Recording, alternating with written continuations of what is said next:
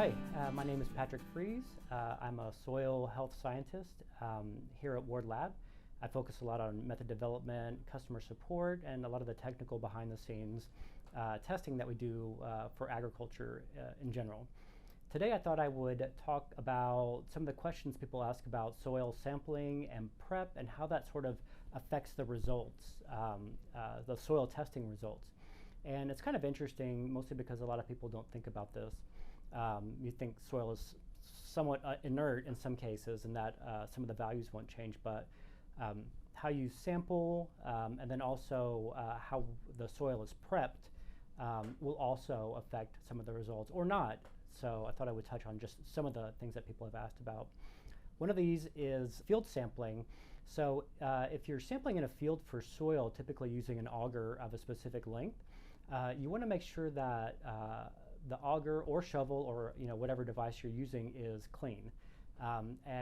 This is really important because in agronomy, if you're working with fertilizers or manures or things like that, you might not realize that your equipment isn't clean. So if you send in a soil that you sample with something that you previously used with manures or other amendments, it will very much throw off your values. So it's really important to make sure that all of your equipment is clean and ready for work. If you're very anal about the data, then you can wash off the equipment in between sampling. That's more of an academic thing, I would say, but if you're sampling from the same area, mostly you're not going to really cause any issues as long as the equipment is clean. Just be consistent. The other one is soil drying. So this is really a big question. The drying temperature, room versus a warm drying room versus a hot temperature. Now we applied some of these different temperatures for very specific reasons. The most, I guess, obvious one is soil water. So calculations or values for soil tests are based on a dry weight basis. Dry meaning all the water's gone from the soil, mostly because water is variable. So you want to kind of even everything out by removing that variability, removing the water. So you base everything on the dry weight. We dry those soils at 105 C. Now you can't really do testing on soils that are cooked at that high a temperature. That is quite hot. The only function of that temperature is to drive off the water. And so we just use a little bit of soil to do that, to get that what they call hygroscopic water.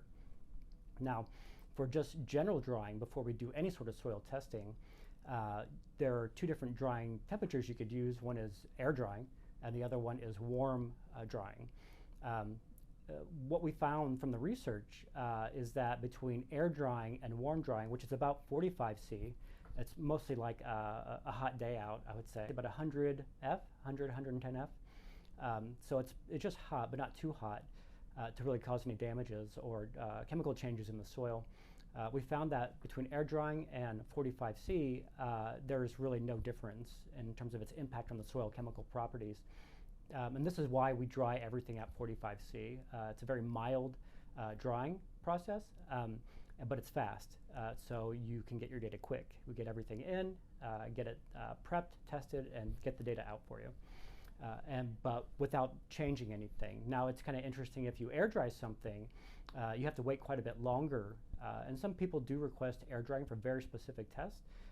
But interestingly, you might end up with more changes with those soils because you're essentially holding the water in the soil for longer periods of time, just allowing the atmospheric air temperatures to pull the water away. Well, in that time, the microbes can do all their business still.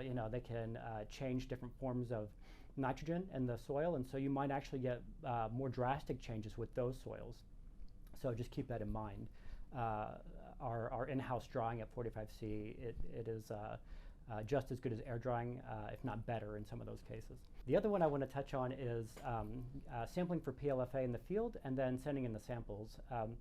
PLFA, phospholipid fatty acid analysis, is for our microbial assessment, which does total microbial biomass, and then it breaks it down into the fungal and bacterial groups and some a further breakdown of some of those groups. Why that test is so sensitive, I would say, in microbiology in general, is because you sort of want to stop all the activity to get a snapshot of what you're looking at in the field. This is, by a point of comparison, if you take a sample and send it in, if you don't, put it in a cold pack or even modify the temperature, those microbes, just like earlier with the air drying, they're still kind of doing their thing. So those numbers could change, and it's not really what you would see in the field setting at the time of sampling. So you want to preserve the state of the matter, state of the soil at the time of sampling. There's a few different ways to do this, and there's a lot of research that's been done on this. And we're still kind of looking at the best way to do this to suggest methods for people. One is just cool, or I guess a cold pack, which is about, I guess, refrigerator temperature. It's 4 Celsius. And that's just, again, just an average temperature of a refrigerator. So you're not freezing anything, but you're halting microbial activity. And they say that that's the closest thing to fresh. Fresh is the best, but if you're shipping something in, you kind of do want to preserve it, especially if it's hot outside. The other one is freezing the sample and then sending it in. Both of these are okay. The best, I would say, according to the literature, is if you can preserve it in the refrigerator temperature, 4C, from the time you sample it and refrigerate it all the way to shipping. Now, that might not be possible, especially depends on where you live. If you're out of the country, how long that ice pack that you put in there is going to last and keep it cold.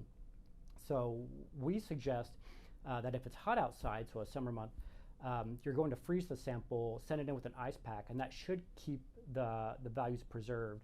Now, there is some issues with freezing and thawing that may change some of the chemical properties, but the research shows that it isn't, I would say, serious enough to really cause a lot of impacts. It really depends on specific biomarkers within the PLFA test in terms of what's going to be changing, so it's very research specific. If you have any questions about that, call in. I or one of the other agronomists or scientists can kind of go over this with you to see what the best approach is, so we can look at the literature and just to make sure that we're preserving your samples and giving you the best data. So those are some of the things in terms of sample acquisition and prep and sending everything in. Again, for the PLFA, a lot of it is still being fielded out, I say, but if it is a summer month, definitely freeze the sample first, send it in with an ice pack to at least preserve the state, and from there we can take it and run the analysis on it. So again, if you have any questions, just call in. We can go over everything. Any questions about prep, testing results, methods, whatever you'd like. So that's everything I wanted to touch on for today.